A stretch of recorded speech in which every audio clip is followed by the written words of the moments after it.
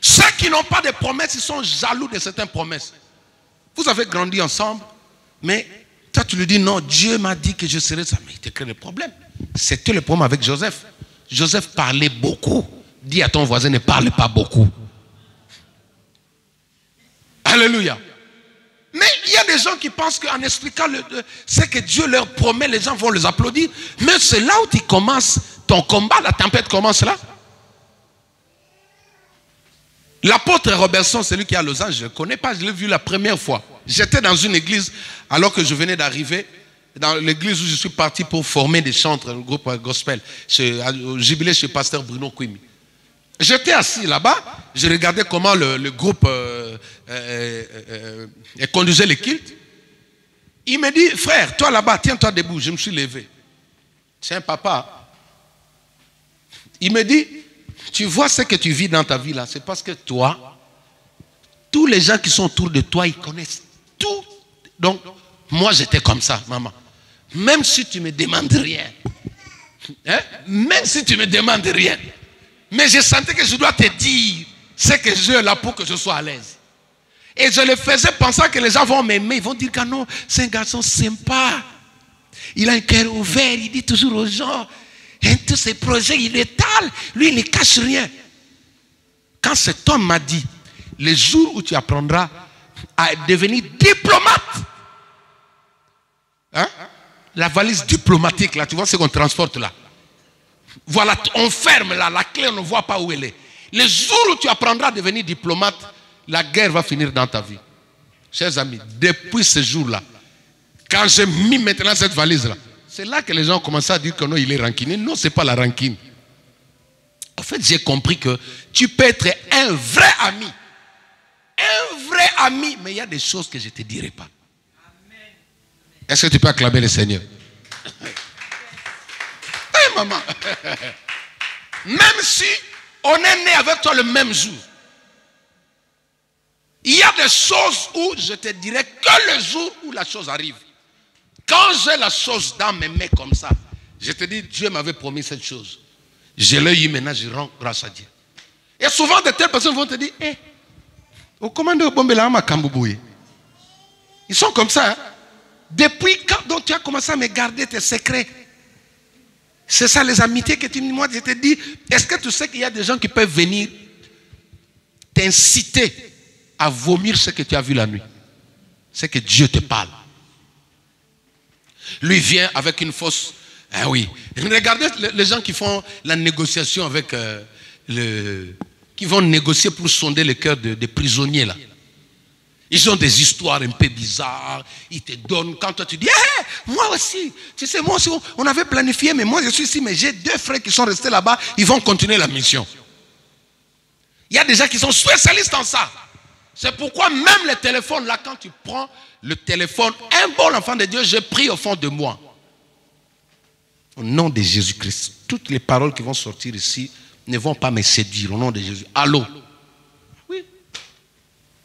Il y a des personnes comme ça. Il a travaillé, il a la langue du serpent. Dès qu'il t'appelle, toi-même tu commences à te livrer. Tu commences à te vendre. Tu lui dis tout. Quand tu finis, d'accord, il prend maintenant, il tourne l'arme contre toi. Bref, lui, le combat a commencé dans sa propre famille, je dis bien biologique. Oh, les pasteurs qui prêchent, ils séparent les gens, ils voient le diable dans le foyer, mais c'est ça. C'était pas son cousin, c'était pas ses demi-frères, ses frères, même père, même mère. Quand il a dit ce que Dieu lui avait appelé, ils l'ont pris, ils l'ont dit bon. On ne veut pas qu'ici dans la famille que quelqu'un puisse nous dépasser. Le Yaya l'aîné a dit non, c'est moi le fils aîné. Tu ne peux pas me dépasser. J'ai vu ça encore avec Eliab. Eliab était sur le front contre Goliath. Il voulait que la victoire sur Goliath, que lui puisse remporter parce qu'il était le fils aîné. Quand il a vu David débarquer, il dit, toi tu es orgueilleux, tu vois que nous les aînés on est là.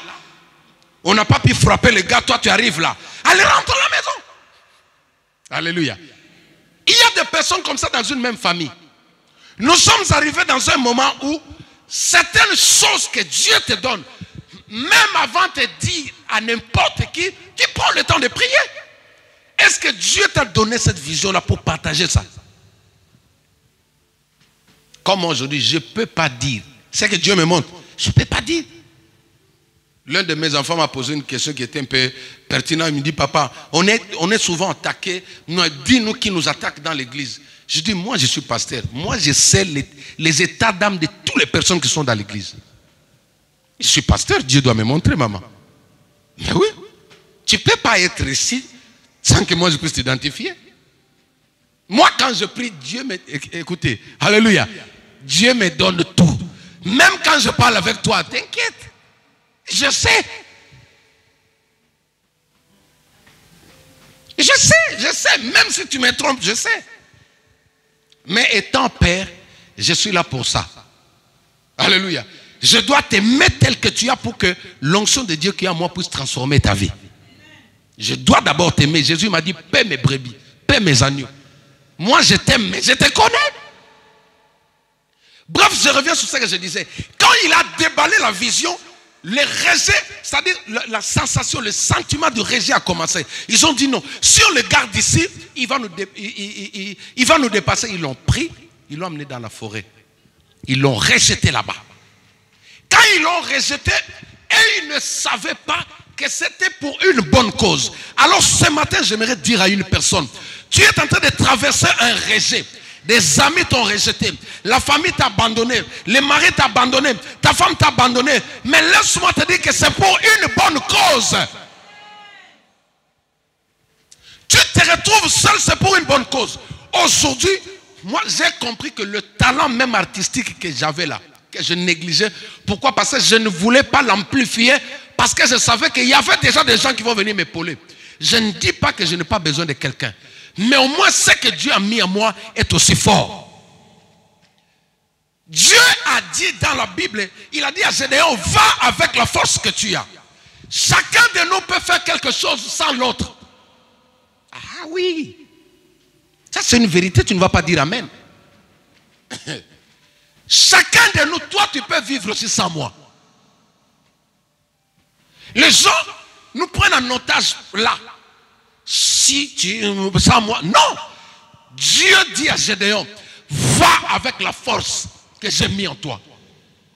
Un vrai enfant de Dieu, même si tu les jettes dans un désert, là où il n'y a pas l'eau, l'eau sortira d'un rocher. Parce qu'il a quelque chose de Dieu dedans de lui.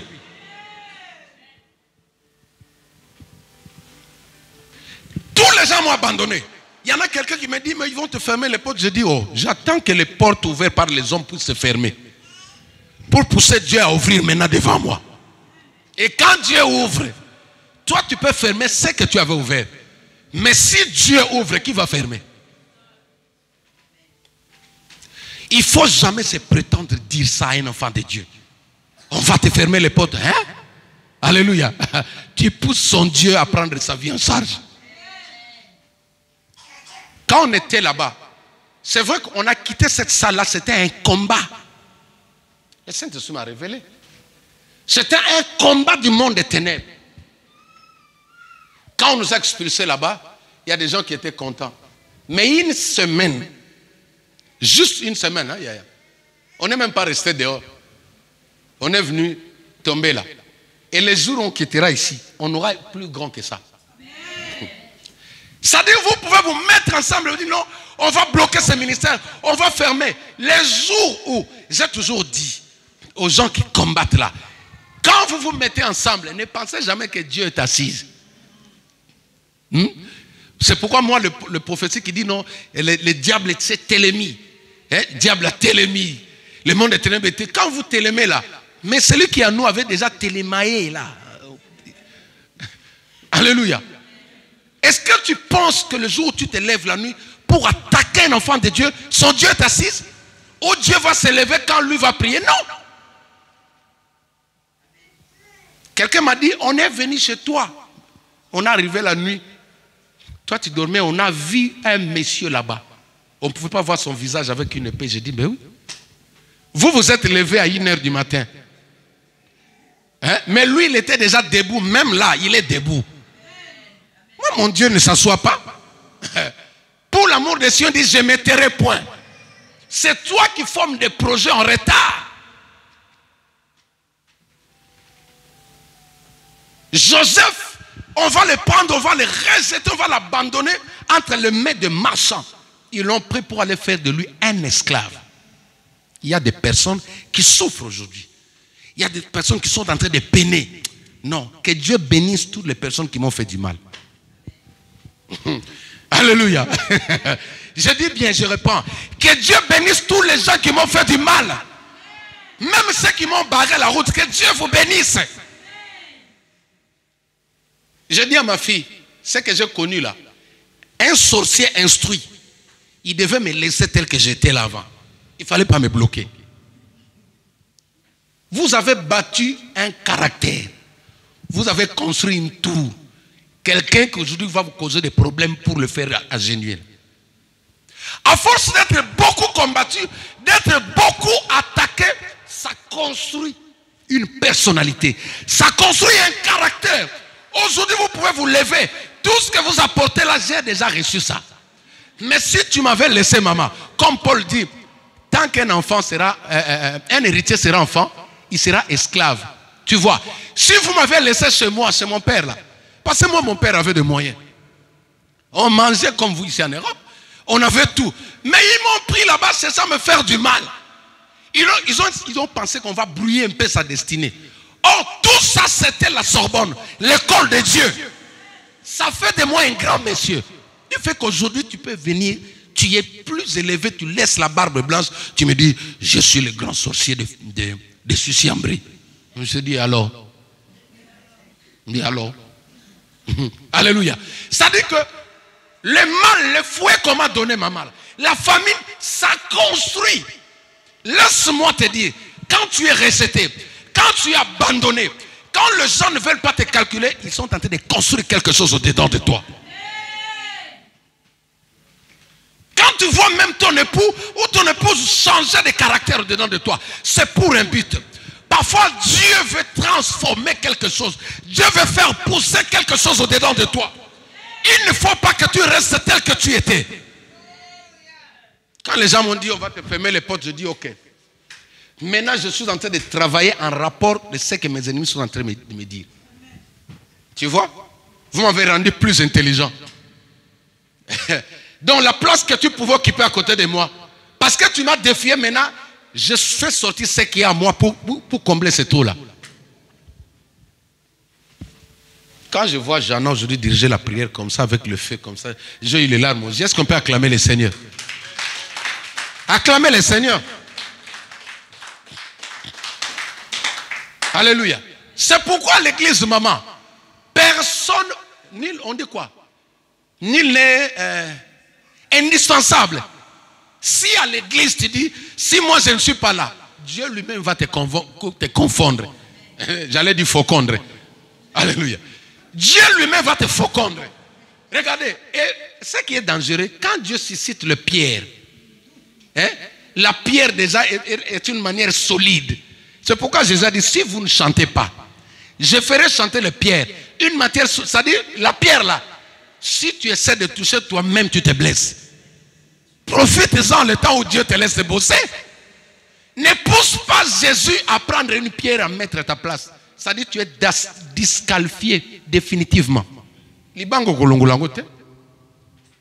Les enfants là, ce sont des personnes, quand ils prennent le ministère, nous on a déjà là, on est dans bientôt 50 ans.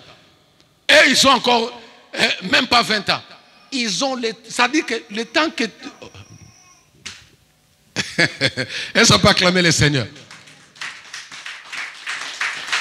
J'aimerais dire à une personne qui souffre aujourd'hui à cause d'un rejet. Il y a des fois tu pleures comme ça, maman, tu n'as rien dit, mais on dit que non, tu as dit. Tu n'as rien fait, non, tu as fait. Oh. Tu n'as pas regardé, on dit non, tu as regardé. Non, c'est toi, oui. Tu fais semblant, tu as regardé. Oui, tu as dit, c'est vrai. Non, moi je te connais, tu as dit. Tu as dit, c'est vrai, tu as dit. Je n'ai pas, non, tu arrêtes. Hypocrite, tu as dit. Hypocrite veut dire comédien. Quand tu dis à quelqu'un hypocrite, en réalité, tu n'as pas insulté. C'est quelqu'un qui se déguise. Vous êtes en France, mais certains mots, vous-même, vous ne faites pas attention à ça. Ceux qui font le théâtre, ce sont des hypocrites. Parce qu'ils peuvent prendre ce visage. Mais toi, tu l'utilises comme une insulte. Alléluia. Donc, tu n'as pas besoin de dire non, il a bougé. Non, ma soeur. Quand tu te retrouves dans des moments pareils, et qu'au fond de toi, tu sens que tu es juste, tu te reproches de rien, laisse-moi te dire que tu es un Joseph. Laisse-moi te dire que tu es un Joseph. Il y a quelque chose qui crie au-dedans de toi, qui fait trembler le monde des ténèbres. Il y a des gens qui se lèvent contre toi, pas parce que tu es belle ou tu es beau, mais c'est à cause de ceux qui sont en train de voir au-dedans de toi. Oui, la grâce de Dieu en toi peut réveiller une tempête dans ta vie. Tu vois d'emblée comme ça, les gens disent non, on ne veut pas le sentir ici. Ah bon? Tu n'as rien fait. On ne veut pas le sentir. Non, ce que Dieu a mis en toi est tellement fort. Ça dit que le monde des ténèbres tremble. C'est pourquoi moi j'ai toujours dit, si quelqu'un te dit le pasteur le plus mauvais du monde, c'est votre pasteur Jacques, il faut dire oui. Dis oui, on sait qu'il est mauvais. Il est mauvais où? La nuit. Parce que si je t'attrape la nuit, mon frère, je t'attrape, tu tombes sur mon parcours la nuit là. Moi-même les démons, je ne chasse pas comme ça au sort, va tenter. Avant de partir, tu dois...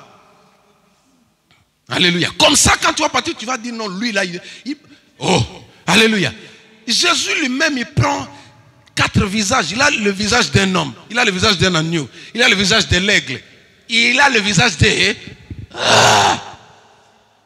Mais c'est Jésus. S'il y a des fois, il se met en rage, donc il vient pour...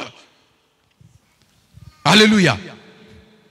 Si tu as quelque chose, tous les Joseph et Joséphine ont toujours été victimes de ces rejets. Tous les Joseph et Joséphine ont toujours été victimes de rejets. Tu vas connaître une histoire comme ça dans ta vie. Tu ne comprends pas une maladie qui débarque dans ta vie. Tu regardes dans la lignée de ta famille, personne n'a connu cette maladie-là. Mais parce que tu es Joséphine, parce que tu es Joseph, Dieu permet que tu passes par là pour qu'ensuite sa gloire puisse être éclatée dans ta vie. Ils ont vendu Joseph. Joseph est parti. Mais regardez ce qui est étrange. Chers amis, comment tu comprends que tu es un Joseph ou une Joséphine? Quand on te rejette, même dans le désert, toi tu fais fleurir dans le désert. Toutes les personnes qui sont en train de vivre un rejet à cause de ce qu'ils portent dedans de maman, ils peuvent te prendre et te mettre dans la fosse au lion. Le lion devient tes amis. Je n'ai pas entendu ton amen. Juste parce que tu as quelque chose. Parfois le diable, tu vois quand il dit non, on va l'enfermer, on va enfermer. Non, prenez Daniel, jetez-le là-bas. Le lion a oublié qu'il était en gêne. Le lion était en gêne, il attendait qu'on puisse lui livrer un bon morceau de viande. Maintenant il voit quelqu'un qui descend, il regarde comme ça. En réalité quand il regardait, Daniel, il voyait un autre lion qui descendait. Ce n'était pas Daniel à leurs yeux. Parce que lui, il fait partie des tribus de lions de Juda. Quand il descendait dans la fosse là, et il ne voyait pas un homme, il voyait un autre lion qui descendait. Et quand il est descendu là, oui, plus fort que eux, que Dieu te bénisse. Est-ce qu'on peut acclamer le Seigneur? Ils ont vu un lion plus fort que les 3 qui étaient là, si c'est les 7. Maintenant quand ils sont descendus, comme les 7 lions là méchants, c'était déjà des prisonniers. Lui quand il est arrivé, il commence à leur raconter des histoires de Champs-Élysées. Est-ce que vous connaissez les Champs-Élysées? Il y a un restaurant McDo actuellement. L'autre dit, ah bon, mais il dit, je vais vous faire sortir, vous allez manger là-bas. Alléluia. Ils sont devenus ses amis.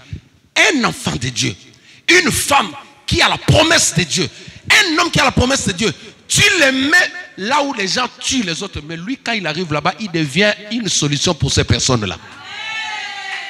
Il faut acclamer le Seigneur.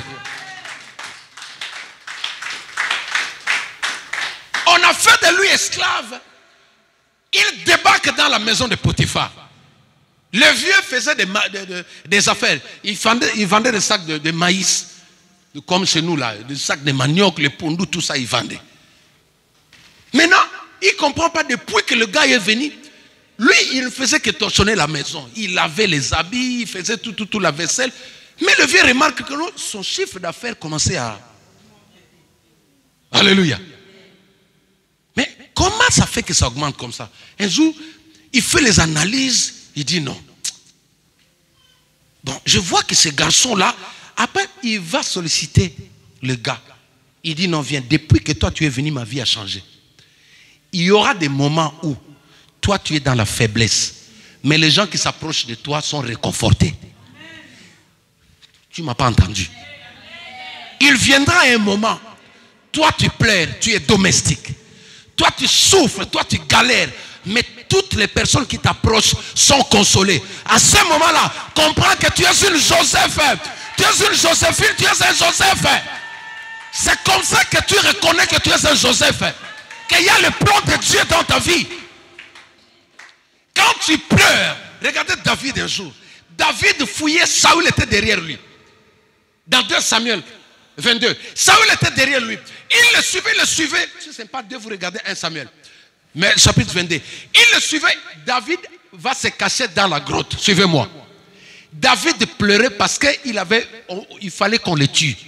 Mais soudainement, il voit tous les pauvres et les malades du pays derrière lui. Alléluia. Pendant qu'il n'avait rien, tous les hommes malades du pays, alléluia. David a pleuré, il a dit, Seigneur, moi-même là, je n'ai rien à manger. Hein? Attends toi-même, moi-même, je n'ai rien à manger. Je n'ai même pas un bout de pain. Comment est-ce que tu permets tous ces esclaves me suivre? Je vais les nourrir comment? C'est pourquoi pour la première fois, David a fait la comédie. Il est devenu hypocrite. Pour vous dire que l'hypocrisie, ce n'est pas un injure. Il a menti, il est devenu comme quelqu'un qui avait, on l'appelle comment? Qui avait un problème, qui souffre, qui avait une maladie mentale, voilà. Alléluia. Oui, juste pour aller négocier, traverser, là où il y avait un barrage de gens qui le cherchaient, aller chercher du pain pour venir nourrir les gens. Regardez, un homme qui est dans le malheur, mais qui doit encore redonner la solution aux malheureux qui le suivent. Ça, c'est la nature de Joseph et de Joséphine. Quand toi tu as faim, quelqu'un vient auprès de toi, il retrouve la force. Je disais à ma femme, je dis, il y a de cela 2 ans. Un 31 décembre comme ça, on n'avait même pas une canette de coca à la maison. Parce qu'effectivement, on n'avait même pas un centime. Ça nous est arrivé 2 ou 3 fois, chérie. 3 fois, hein? Alléluia. Ici en France, pas en Afrique. On avait ici. Je dis à ma femme, ce 31 là, je vais appeler personne. Je vais dire à aucun membre de ma famille. Je vais appeler personne, on va rester comme ça. Et Mérode venait de naître avec Noëlla. Je dis à ma femme, écoute, prends le thé Lipton là. Prends le thé Lipton, prépare ça bien, exagère le sucre à l'intérieur. Il ne faut pas mettre du lait. Exagère le sucre, tu donnes à Mérode, tu vas dire que c'est du coca. Là, toi, chez toi, tu cries, bonne année. Vous mangez du poulet suspendu au plafond. Nous, on n'avait plus rien là. Alléluia. Quand elle a pris, elle a mis dans un verre, elle a donné à Émeraude, celle qui nous a conduits là. Quand Émeraude a mis dans la bouche, elle a cassé le verre. Elle a dit, c'est pas du coca, c'est pas du coca, ça fait du coca. Ici, assis, là. Mais quand on sortait de la maison, on était bien vêtus avec ma femme, avec mes enfants, on souriait comme d'hab. Mais on n'avait rien. Un jour, un pasteur a amené un frère qui voulait se suicider parce qu'il n'avait pas de papier. Le pasteur l'a pressé, il lui dit non, je vais me donner la mort. Le pasteur lui dit, bon, viens, on va visiter quelqu'un. On va d'abord visiter quelqu'un. Ils ont débarqué chez moi. Ils arrivent comme ça. Heureusement, ce jour-là, maman Titi avait préparé beaucoup de marmites. Là. Alléluia. Allez, on est resté là. Maman est venue, elle a servi. On a commencé à manger. Mes enfants étaient là. La maison était bien propre. Tout était au point. En fin de compte, quand on a fini, le pasteur lui dit, maintenant, tu vois, le monsieur, je t'avais dit qu'il a la même situation que toi. C'est lui. Moi-même, je dis quoi? Le pasteur dit, non, lui, il veut se donner la mort parce qu'il n'a pas de papier. Je l'ai amené ici pour qu'il voie un sans-papier qui vit plus que ceux qui ont des papiers là. Quand il a dit ça, j'ai dit, frère, la vie, elle est meilleure. La mort n'est pas une solution. Hein? Tu veux te donner la mort. Dieu lui-même, au ciel là-bas, il dit, mon fils, j'ai mis la mort et la vie devant. Hein? Mais moi, Dieu, je te conseille de choisir.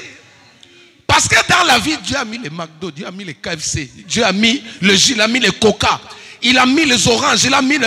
Mais si tu prends la mort, là où tu descends là-bas, tout est sec. Et surtout si tu te suicides, dès que tu débarques là-bas, c'est jour de... Là, on va te... Il n'y a pas coca là-bas, il n'y a pas Fanta. Les gens qui se précipitent pour mourir là, qui t'a dit que là-bas tu seras à l'aise là-bas?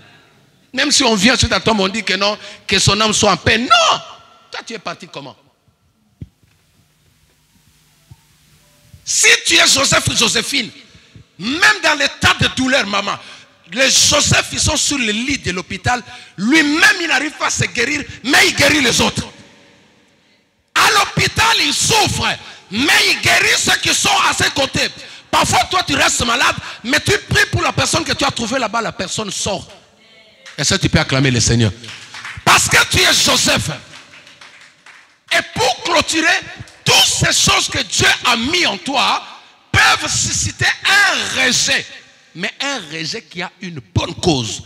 Regardez maintenant, quand Joseph se rend compte, les jours où sa famille, les mêmes personnes qui l'ont vendu, ces mêmes frères, là où ils sont restés, il y a eu la famine. Suivez-moi. La famine, maintenant, ils étaient obligés d'aller en Égypte. Or, ils avaient oublié qu'ils avaient vendu leurs frères. Alléluia. Quand ils sont arrivés comme ça, Joseph avait déjà changé de posture parce que j'étais là avec lui. Il était devenu un peu plus géant que moi. Hein? Alléluia. Il était bien habillé. Maintenant, ses frères venaient pour marchander, demander. Il y avait l'autre qui discutait. C'est trop cher. Baisse un peu le prix là. On vient de loin là. Joseph regardait. La Bible dit qu'il a eu les larmes aux yeux. Il a vu les gens qui l'ont vendu. Il a vu ses frères. La Bible dit qu'il a pleuré. Pour faire court. Il a demandé, est-ce que mon père est-il vivant? Quand ses frères se sont rendus compte, hé, Joseph, c'est toi, chers amis. La promesse que Dieu a mise en toi finira par s'accomplir. Je n'ai pas entendu ça. Si Dieu t'avait promis quelque chose, tu vas le vivre. Qu'on le veuille ou pas, qu'on te dise que le diable s'est levé, même les sirènes des eaux se sont levées contre toi, la promesse de Dieu finira par s'accomplir sur ta vie au nom de Jésus-Christ de Nazareth.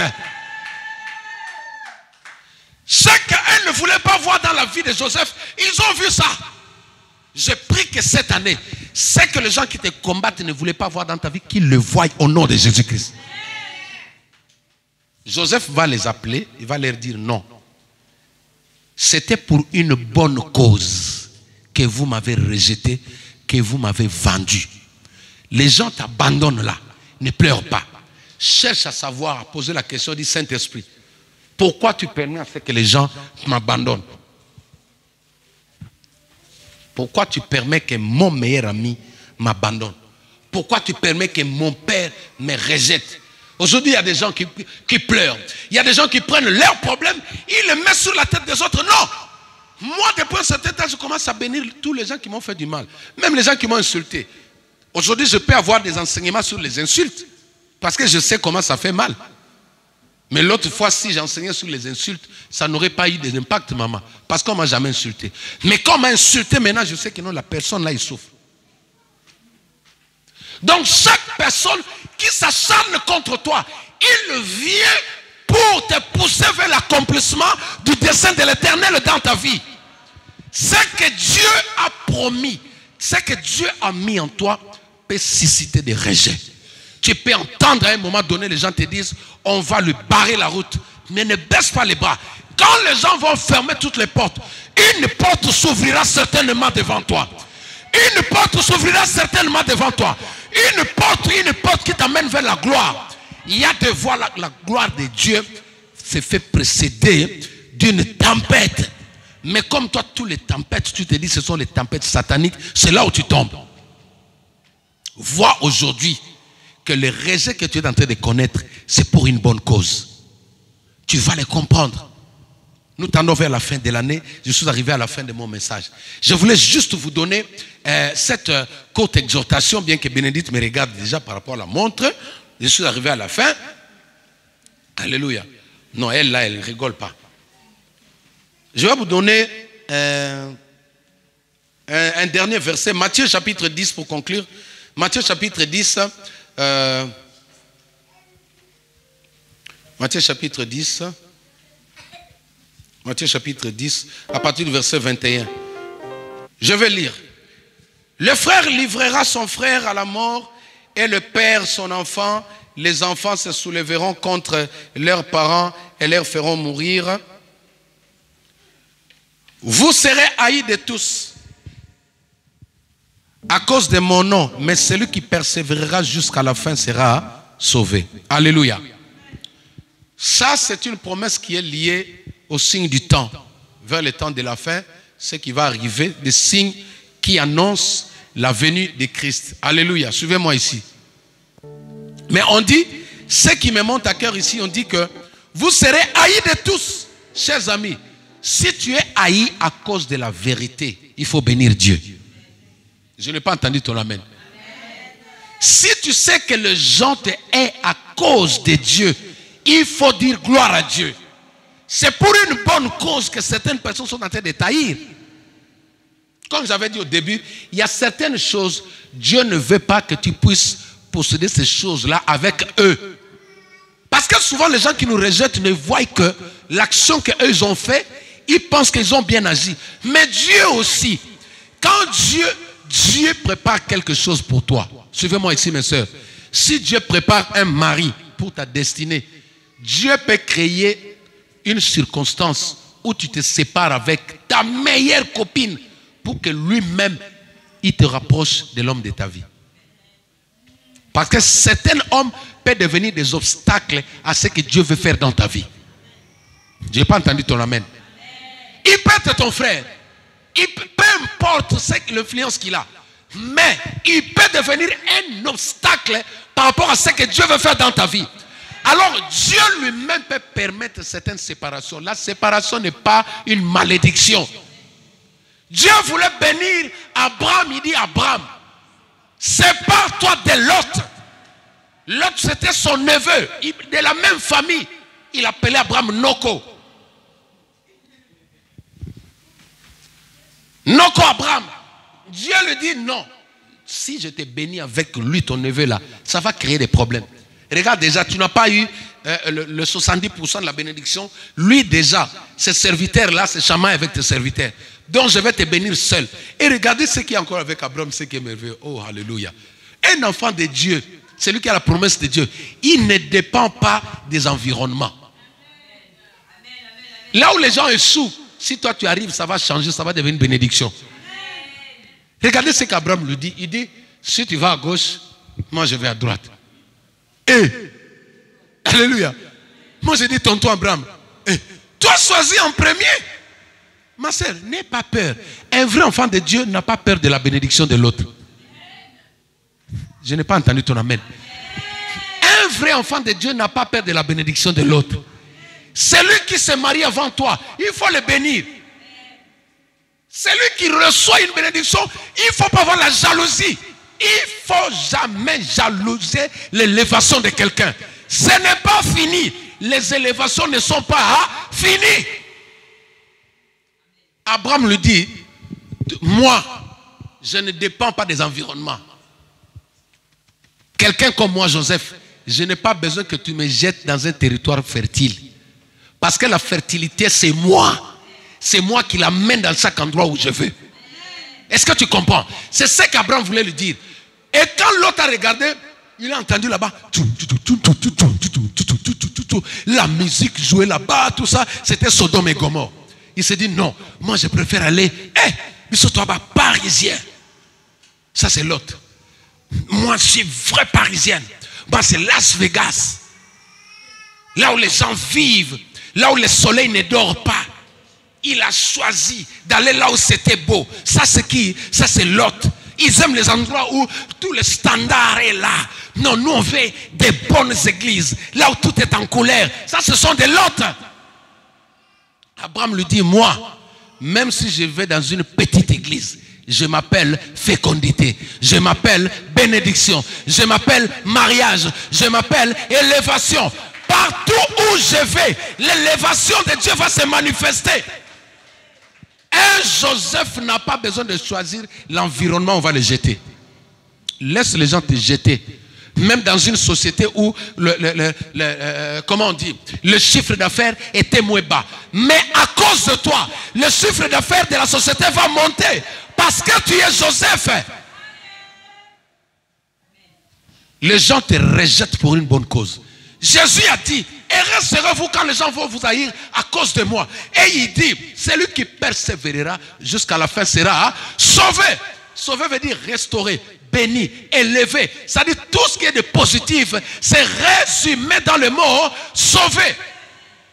Ma soeur, ne baisse pas les bras parce qu'on t'a abandonné. Ne baisse pas les bras parce qu'on t'a fermé la porte. Quand la porte se ferme, demande à Dieu où tu as mis une seconde porte. Les hommes ont fermé, mais toi ouvre une porte devant moi. Pharaon était tout content. Il dit, ah, toutes les portes sont fermées.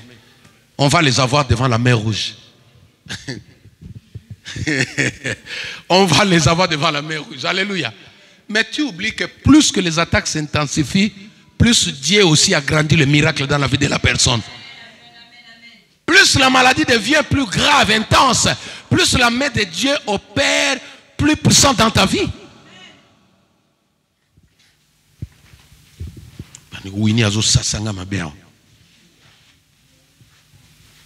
Alléluia. Quand je fais comme ça, Dieu, il écrit dans le livre de souvenirs. La sueur qui sort là. Attendez, vous allez voir comment Dieu va me bénir. Alléluia. J'ai béni aujourd'hui toutes les personnes qui m'ont rejeté. J'en suis fier. Aujourd'hui, j'ai compris les potentiels qui étaient à moi. Quand les gens t'abandonnent, cherche maintenant à regarder ce que Dieu a placé en toi. Quand les gens te jugent, cherche maintenant à dire, Seigneur, bon, je vais vivre seul. Qu'est-ce que tu as mis au-dedans de moi? Les problèmes que tu dois comprendre maintenant, c'est ça. Beaucoup de gens, ils pleurent, ils cherchent des réunions. Tu appelles Noko, oncle, non. Que le rejet te pousse à comprendre ce que Dieu a mis au-dedans de toi. Alléluia. Nous sommes arrivés à la fin, nous allons nous tenir debout. Nous sommes en train de parler de la tempête. Je ne sais pas quelle tempête tu es en train de traverser. Ça peut être une maladie. Ça peut être quelque chose dont tu n'arrives pas à maîtriser. Mais je suis venu te dire que c'est pour une bonne cause. Pendant que je suis en train de parler, tu es sur le lit de l'hôpital. Tu n'arrives pas à bouger. Mais laisse-moi te dire que bientôt tu vas témoigner la puissance de Jésus-Christ dans ta vie. Bientôt tu vas dire aux gens, cette maladie est partie par le nom de Jésus-Christ. Si les gens t'abandonnent, c'est pour une bonne cause. Ma soeur, mon frère, ce qui est en toi est tellement puissant. Ce qui est en toi est tellement fort. Laisse les gens se retirer de toi. Laisse ces gens-là aussi, ils doivent comprendre que tu étais Joseph. Ils vont comprendre que tu étais Joseph. Ils vont comprendre que tu étais Joseph. Joseph, c'est la personne qui connaît la tempête, mais une tempête qui les pousse vers la gloire de Dieu. Commence à remercier le Seigneur pour la parole. Commence à remercier Jésus-Christ pour la parole. J'invite les chantres qui passent devant. J'invite les chantres qui passent devant. On va prendre cette chanson, le puissant guerrier. J'aimerais que l'on chante cette chanson, puissant guerrier. Commence à élever le nom de Jésus-Christ. Tu souffres de quoi? Tu souffres de quoi? J'invite la servante de Dieu qu'elle passe devant. Nous allons prier, la sœur Sandra. Nous allons prier maintenant. Il faut que la tempête que l'ennemi envoie vers toi pour te déstabiliser te quitte. Il faut que cette tempête quitte de ta maison. Sors de ton couple. Tu dois vivre la gloire de Dieu. Tu dois vivre les promesses de Dieu dans ta vie. Élève la voix, commence à prier. Commence à appeler le Saint-Esprit. Commence à appeler le Saint-Esprit. Commence à appeler le Saint-Esprit. Commence à appeler le Saint-Esprit. Alléluia. Seigneur, tu es Dieu. Seigneur, tu es Dieu. Les rejets n'est pas toujours une mauvaise